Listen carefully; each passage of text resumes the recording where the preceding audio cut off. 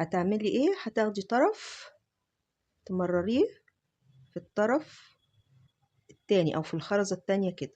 يعني انا خدت الطرف اللي في الخرزة دي مررته في الخرزة دي كده بالشكل ده كده. مررتي الطرفين في الخرزة. على كل خرزة هنبني عليها 3 خرزات، يعني غرزة رباعية. هنيجي بقى نقفل ازاي؟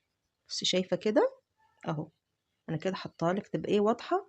وهتقفلي غرزة رباعية كده زي ما انتم شايفين. خلصنا ال7 اسطر اهو